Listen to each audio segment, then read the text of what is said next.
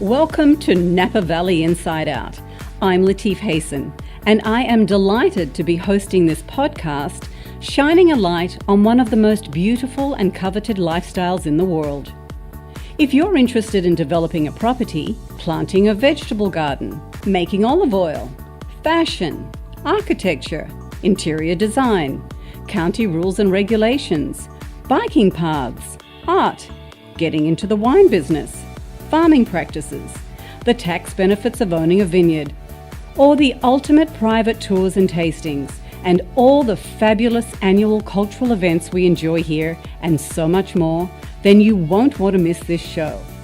Every week I will be interviewing amazing talent, vintners, entrepreneurs, leaders, consultants, festival organizers, and well-known personalities in the Valley. They will share their knowledge, experience, advice, goals, passions, and their best-kept secrets. Hello everybody. Today we are so fortunate to have Rick Jones, a highly respected philanthropist, with us. Rick is going to tell us about 4 very important non-profit boards he is on and how the extraordinary generosity within our community has made Napa Valley an exceptional place to live. So Rick, welcome. It is a great honor to have you on the show. Thank you. Thank you, Latife. It's a great honor to be here. Thank you. And I have to thank Chuck McMinn for the introduction. Well, Chuck told me that it would be painless, and so I'm going to hold you to that. I love it. That's great.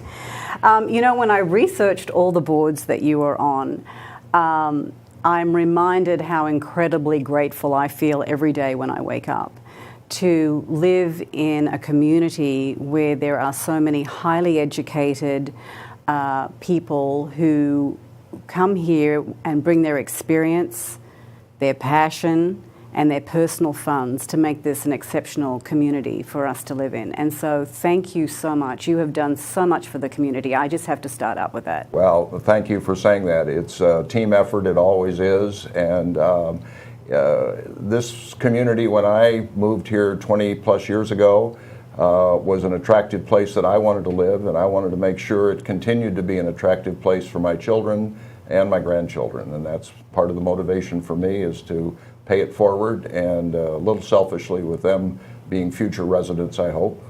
But it's also tremendously satisfying to see how the community has evolved over the last 25 years, partly because of philanthropy, partly because of a lot of other factors. Yeah, well, you have certainly been at the very center of making this an incredible community for us. Thank you. Thank you. You have such an impressive background, starting out with a BA from Princeton University, an MBA from Stanford Business School. Can you share with us some of your business experiences from your prior life? Sure. I tell friends that I'm in my 3rd career. My first career was, after graduating from Stanford, was as a management consultant with an international management consulting firm called McKinsey & Company. I lived in San Francisco, and I was fortunate enough to live in Paris. After I came back from Paris, was working with a number of companies, and Safeway stores at that time was the largest grocer in the world and was unprofitable. And as a consultant, I was trying to help them turn that around.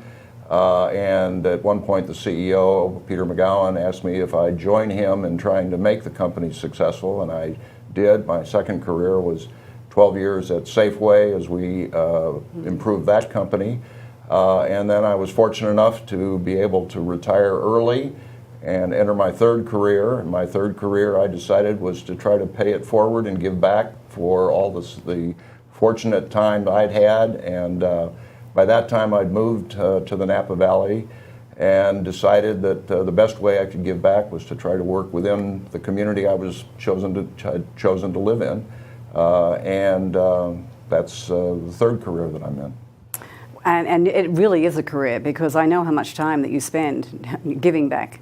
But today we're going to talk about 4 of the boards that you're on and have contributed to. And so the first one is Ole Health. Ole Health is, you provide healthcare, primary healthcare, to adults and children within Napa County, whether or not they have insurance. So tell us about that organization, your role, and some of the challenges that you and your board have experienced or had to navigate to achieve your goals. Sure. Ole Health is the current name for an organization that started out 25 or 30 years ago called Clinic Ole. At that time, it was started by a number of local residents, several of whom were farm workers, vineyard workers, to be able to provide health care for some of the most important people in our valley, those that raise the grapes that create the life that we all can live. It grew slowly over time. Expanded to a new site in the city of Napa, moved away from just being vineyard workers about 10 years ago, site near the Queen of the Valley Hospital. And then over the last 10 years, the demand has grown so exponentially that we've actually building a new 30,000 square foot health center down near the Century Theater in South Napa that'll open spring of next year. Ole now is the primary healthcare home for 1 in 5 residents of Napa, many of whom are lower income, but not all of whom are. The quality of the doctors that practice at Ole is extraordinary. We have a team-based care model where it's not just one doctor or one nurse who sees you, it's a team who watches over your health needs and has continuity so that if you come in 2 or 3 times a year, you are likely to get the same team to see you. If you have an emergency, there's always someone else who can help you. It's an organization that believes in absolute equality of healthcare access. And as you said, every person who walks in that door will be seen, whether they can afford to pay or not. That has been a challenge over the last 2 years in particular. The Affordable Care Act expanded access for many people, and Ole was able to provide that access. With the changes that have happened in the last 2 years, that has become much more of a challenge financially, and Ole has tried to respond to that both fiscally and in terms of the care model that we provide. But without philanthropy, back to your initial question, Ole would never have been able to build the building that we have. We raised $30 million. Of that, $15 million came from individuals and organizations who believed in the role that Ole plays and allowed us to commit to building it and now to build it. So it's been a phenomenal time. Incredible. How do you raise those funds? It's multiple. We, over 20 years, I've gotten to know many of the people who are generous in the community. Occasionally they will stay on the same side of the street if they see me walking down. Occasionally they'll try to walk across the street. But I've learned and gotten to know what they are interested in, and in particular for something like healthcare, which is of interest to most people in the community. We explain to them what the needs are. We explain to them what we can do with their investment. Most everyone says yes. They will give to the degree they can. Our gifts to build the building ranged from $100 to several million dollars. And it's phenomenal to see how the public responds when there's an opportunity like this. And what about the running of the business, of the organization? Ole has about 300 total employees, from physicians to receptionists in the office. We have 7 principal sites throughout Napa County, and we've just gone through a leadership transition over the last year, another one of the challenges and opportunities. Tanir Ami, who had been the CEO for the last 7 years, decided to retire. We went through a national search. The board organized the search. And in the end, we concluded that we had someone in place already, Alicia Hardy, who was our deputy CEO. And we formally brought her on as the permanent CEO in November of last year. She's doing a fantastic job. Just fantastic. So, but where do the funds actually come from? The funds for day-to-day operations come from the federal government through Medi-Cal is the largest single source. We have a number of patients who are on Medicare. That number will grow as the population in Napa is aging and will be probably a growing part of our population base. About 10% of our patients are totally uninsured. We ask them to pay whatever they can pay, but if they can't pay anything, they get care. And then a growing number, now I think approximately 10%, are private insurance patients who've decided that they can get better care from Ole than they can from a dwindling number of primary care physicians. And there's been a phenomenon of concierge medicine that has taken over, and therefore it's also more affordable for someone with insurance now to come to Ole. We used to find here that a lot of uninsured people would go to the emergency room at the hospital because they didn't have a doctor. And they were taken care of. Do you think that Ole has reduced the number of people that go use the emergency care services? I think so in two different ways. One is that by having a primary care home, someone will call us at Ole before they will call the emergency room. And if it's during office hours, we can always find them a spot to come in. Secondly, and probably I think for the long term more important, because of continuity of care, people with debilitating long-term diseases get assistance in managing those diseases so they don't get out of control, so they don't need to go to the emergency room as frequently. It's part of population health, which is a big part of what everyone's trying to do, and I think Ole, as a federally qualified health center, is in the lead in actually delivering that. Right. And I forgot one other major source of funding for Ole. Because 10% of our patients are uninsured, the reimbursement from insurance companies and the federal programs doesn't cover full costs, and so we have an ongoing philanthropic support that we need for day-to-day operations. Auction Napa Valley has been a major source of funding for us. Ole has been the largest single beneficiary of Auction Napa Valley's annual giving for the last 5 to 7 years. Without that, we would not be able to offer the care, particularly for the uninsured patients, that we are able to do. Wow, really, congratulations. No, I mean, 300, to you and your board, really, 300 employees, 7 locations, and 1 in 5 Napa County residents going there. Phenomenal. Yep. And really. Come next spring, we'll have our wonderful, beautiful new site in South Napa, and we'll have more capacity to hopefully continue that growth. And how are you going with finding construction workers? Fortunately, we have a great contractor. We managed to get the contract signed before the fires. Leadcore is our principal contractor, Cliff Lady and his compatriots. Yes. And they've done an absolutely phenomenal job. We are on budget.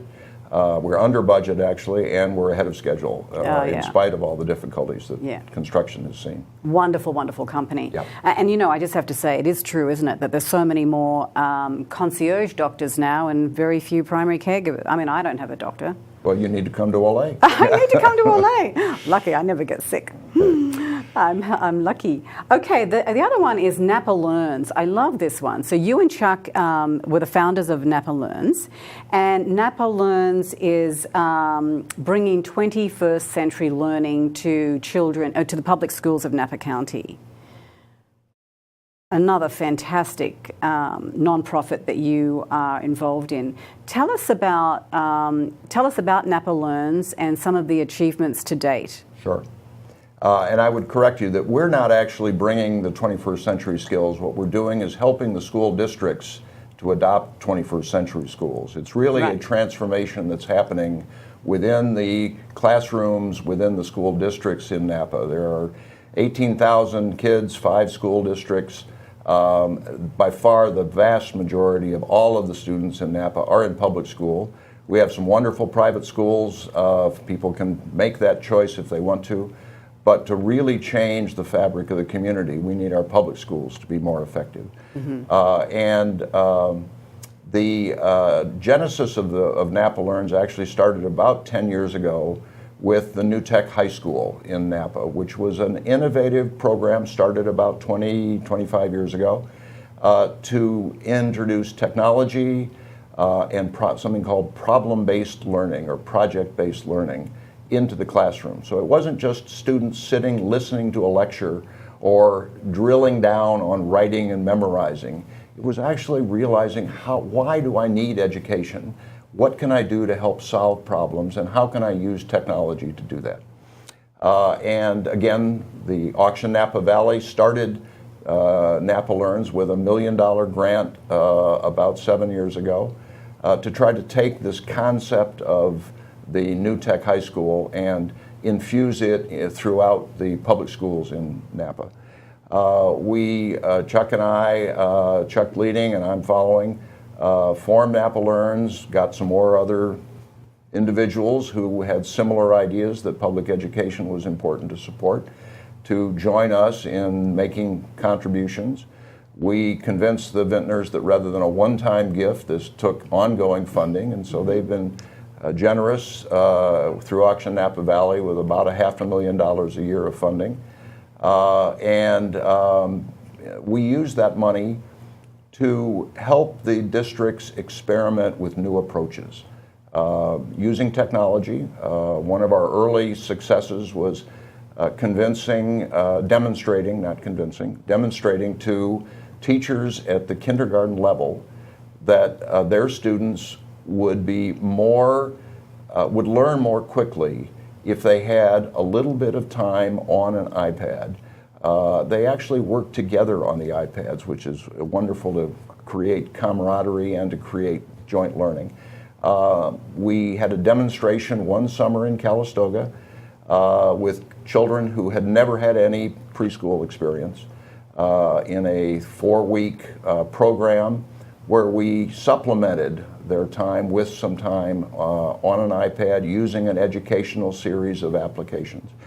And the kindergarten teachers in the Calistoga district saw the results of this and said to the district, it's not fair to our students who didn't get these iPads to not have everybody do it. And as a result, the Calistoga school district bought iPads with some help from Napa Learns for all of the kindergartners.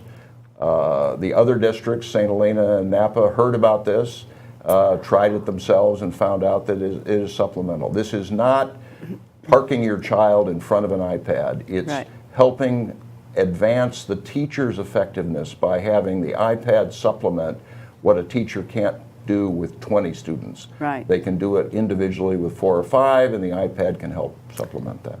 And then we've extended to a variety of other things, including helping teachers within Napa to get master's degree in new ways of thinking. We give them half of their tuition if they'll spend the other half, and we now have nearly 100 teachers who have gotten their master's degrees because of this.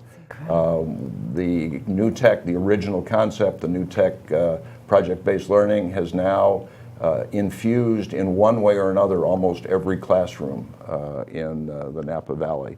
So it's we're able to fund the experiment, take the risk away from the districts of using taxpayers' money for something that's not proven. Once it's proven, they're very comfortable in using their own funds, which is part of our plan. Is that we'll fund the startup, we'll fund some of the training, but it has to be the districts who want to carry this on. Amazing. And it's been very satisfying. Yeah, it's a good thing. Well, Chuck McMinn is, as he says, a startup junkie, right? He is a startup junkie. And tell me, whose initiative was it for the first New Tech? The initiative actually came from the business community, which was interesting. Back, again, I've forgotten the date, but 20 plus years ago, the Chambers of Commerce in Napa came to the school district and said, you're not training the kids in what we need them to know, and we need to have a more creative way of moving forward, and agreed to fund some of that startup and to, and again, cover the district as they were making an experiment. And then it continued at about 400 children a year attending New Tech High, so a relatively small high school. It was the realization that that was working well, but we needed to do it for the remaining kids in our much larger comprehensive high schools that created Napa Learns. The St. Helena Hospital, you have served on both the foundation and the foundation of the hospital, and you really tireless contributions with the hospital, I know for sure. Tell us about the programs and the fundraising involved for what's been achieved up there. You have a new cancer centre. We have the Kuhn Institute, which is fantastic, and of course, you know, Dr. Dunnington with his cardiac work up there and with his team. Tell us about your involvement with the hospital. Sure. The hospital really is and was an outstanding hospital before I got here, so I don't want to take any credit for the legacy. It's been on the hill outside of St. Helena for 125, 130 years now, and had developed an outstanding reputation, particularly for cardiac care, even before Gan Dunnington and his colleagues arrived. The reality is that in the upper Napa Valley, we have about 15,000, 20,000 residents, depending on how you count it. A normal hospital to serve 15 or 20,000 would be 10 beds, maybe 15 beds. We have 120 beds in St. Helena. The way that we are able to do that is to become a tertiary hospital, drawing patients from outside of the upper Napa Valley, from Mendocino County, from Lake County, some from down in South Napa. And we realized 15 years ago that in order to continue that legacy, we had to be much more effective at drawing people from outside of the area. We decided that cancer treatment was an important thing for our local community, but in doing that, we also should expand the operating rooms so that we could offer state-of-the-art support for outstanding surgeons like Dr. Tom Kuhn. Dr. Kuhn had a reputation that already drew patients to Reading, and we convinced him that he could draw even more patients to come here and to help us grow that business.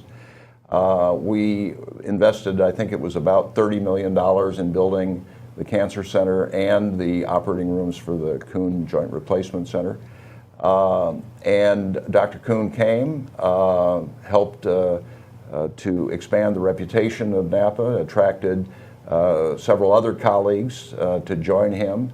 And we now have one of the most dynamic joint replacement programs on the West Coast, drawing people from Seattle to San Diego because of the quality of care that's provided. And it's there's a model there which is building an outstanding facility, providing outstanding support staff so that outstanding doctors will want to practice in the Napa Valley. Yeah, and we've seen that. That is what's happening. Yeah, in every specialty, haven't we? Yep. Unfortunately, we've just got a few minutes left. I do want to get on to Auction Napa Valley, and you have been on both the boards of the Napa Vintners Association and Auction Napa Valley.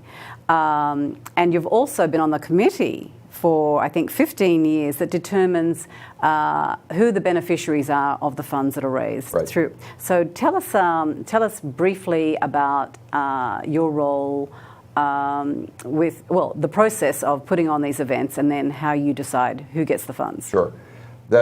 Most everybody has heard about, many have seen the first week of June when we put on Auction Napa Valley. It attracts wine lovers from around the world who come because of the quality of our wine, and through the donation lots that the vintners put together, we manage to give them a reason to leave some of their money behind so that it can be used to benefit those of us who happen to live here, which is a great way of leveraging the wine industry and the attraction that the Napa Valley has for others to make sure that we're getting something back out of that.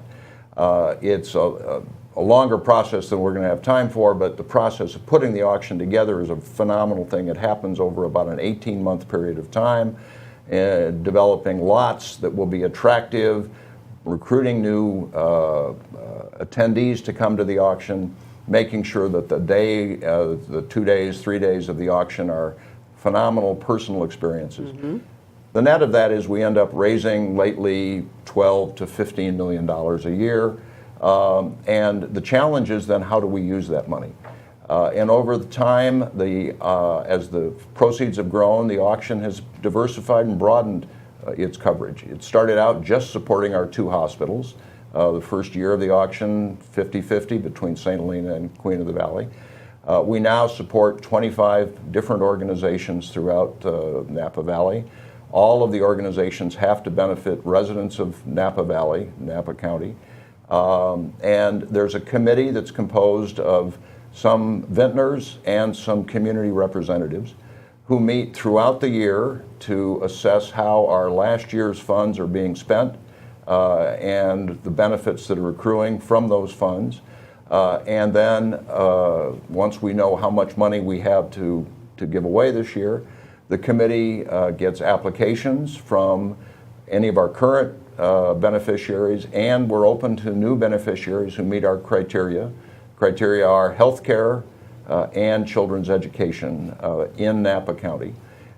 We get 30 to some years as many as 35 applications.